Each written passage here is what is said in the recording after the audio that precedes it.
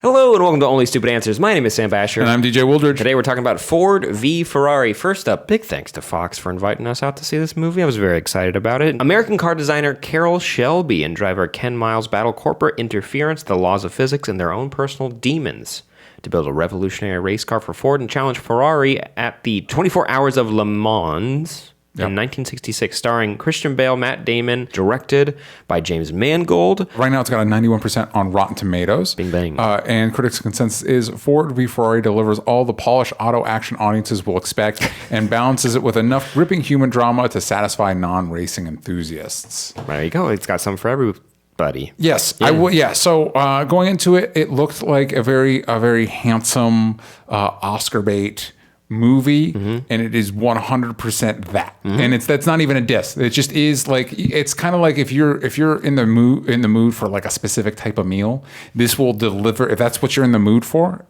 this will deliver on that. It's got nice jokes. It has the emotional moments. It has a great performance by Matt Damon and Christian Bale. It's a cool combo. Yeah, it is a very cool combo that's very well utilized here. But it also, on the other hand, it'll also do no surprises. Even beyond the fact that it's based off, it's based off of historical events. I'm not familiar. I'm vaguely familiar with it. Beyond that, it's like 100% what's going to happen before it happens. So if that's not something you enjoy in a movie, maybe this isn't for you. But otherwise, it's incredibly competent and enjoyable. Would you call yourself a car guy? Sort of. I mean, as much as any guy is a car guy, like our culture prides men to be car people, but not so much. But something I did like about this movie was the way it doled out specific information about what to achieve. Because it's like, oh, it's a race, you got to drive in a circle, but it's not that. You know what I mean? It's more complicated than that, and specifically the machinery involved and the test of, like it says at Le Mans is 24 hours. You know what I mean? Insane. Yeah. And so there's a very specific toll it takes on the car and the human body, and the movie does a good job of getting enough into the specifics to make that meaningful. How about you? Are you a car guy? No, well, my dad is a huge car guy. Gotcha. And your dad will love this, love it. So that's where I'm going with this. Yeah. What I've heard from this movie is that they've seen quite a few dads going to these press screenings. Yeah. Would you say that this is the perfect dad movie for the holidays? This is a great dad movie. It goes, okay, well, here's a very important question. Yeah.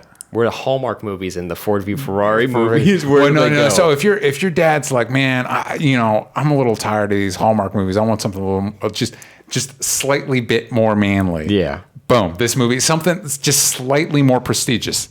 Boom. This movie, 100%. And it's got all the actors that you like in your action movies and your more serious dramas. And now you get to see them together in a movie that has to do with cars. Yeah. I think there's a certain generation, maybe around our parents' age, that when it comes to the men in like the suburbs, they have a fascination with cars that they can never get or even get close to touching. That's why we go to auto shows. And if you have a father who is an auto show enthusiast, this is no judgment, by the way. Or if you're an auto show enthusiast, boom, they've made an auto show into a whole movie. Well, and I'm no expert on this, but I feel like car culture has changed a lot since then, because now we have computers in cars. We have safety features that cars need to have. That back in the day, it's the Wild West. Like, let's have our car have this. You know what I mean? It's like, well, if you crash, your head's gonna go explode like a watermelon. You can't do that. And so there was maybe more to invest in, more to explore.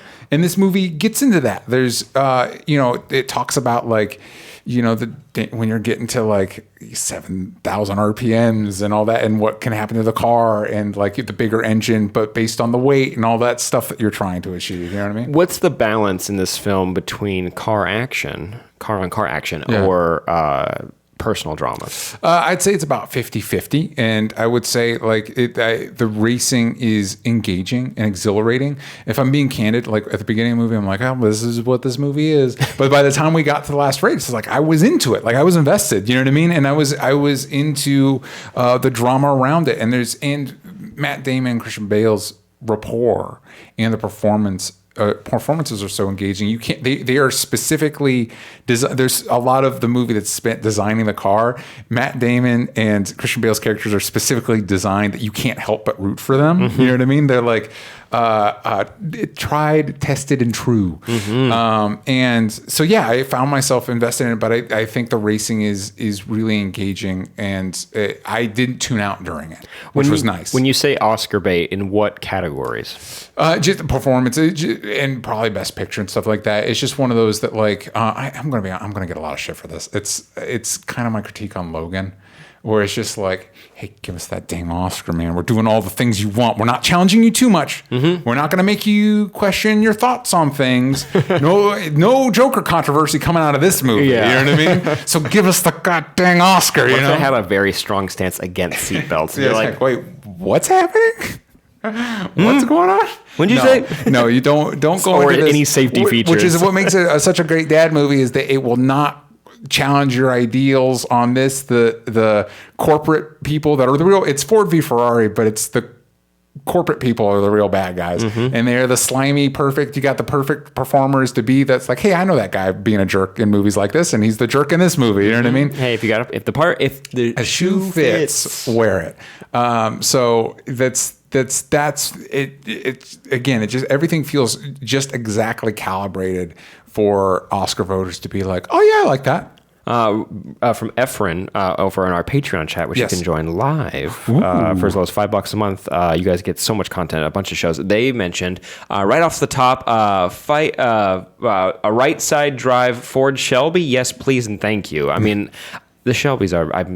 My dad gifted quite a few Shelby calendars to me as a kid. I'm like, oh, cool. Thank you. Cool. Thanks, Dad. But I do, this movie's been on my list all year. Yes. I'm very excited to be able to check it out. And I trust your opinion. I trust the majority of the reviewers on Rotten Tomatoes. It seems way up their alley. And finding movies for my father is very difficult. It's always a 50-50 on if he's going to enjoy it. Yeah. He'll enjoy about anything Hallmark puts out. Yeah. And I mean, weirdly, he liked Avengers Endgame, so it's very tough to pick. This seems like a safe bet. 100%, and I think that's really the only knocking it. Like, the performances are great, the racing's exhilarating, it's an engaging retelling of historical events, but it's very safe, and so it's like, and that's the only knock against it. It doesn't really innovate narratively.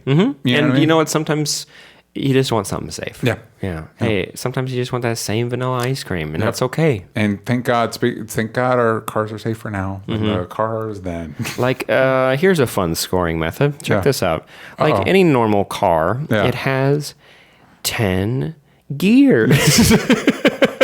So out of 10, what would you give it? I think it was Le Mans 66. We could go 66. But out of 10, I would give it a solid 8.5. A solid 8.5 because just a 9 feels, it's like an A-. So like a 9. 9. Yeah. So it's like, it's just very, just somewhere between an 8.5 and a 9 because it is very enjoyable, but it is safe. And I don't know how much of this movie is going to stick with me 2 days. You know what I mean? But hey, it kind of sounds like cotton candy a little bit. It's sweet. Yeah. You enjoyed it while it lasted. But gang, let us know what you think of it in the comments down below. I can't wait to check it out. And I'll be sure to share my thoughts at Sam Basher on Twitter. Where are you at? At DJ Talks Trash. And at Only Stupid Answers. Getting out the bells from stupid. Patreon.com/Only Stupid Answers. That's where you can get our show where we dive into the Crisis on Infinite Earths crossover. We watch Watchmen live with you guys and do our reviews. We're doing Rick and Morty. We're doing Mandalorian. We're doing, I don't know, there's a dog sleeping down here and sometimes she pops up in the videos. It's pretty cool. It's as low as $5 a month. So don't miss out. Check that out. And gang, the holidays are coming up. Treat your dad right. Take him to see Ford v Ferrari. We'll see you next time. Bye-bye.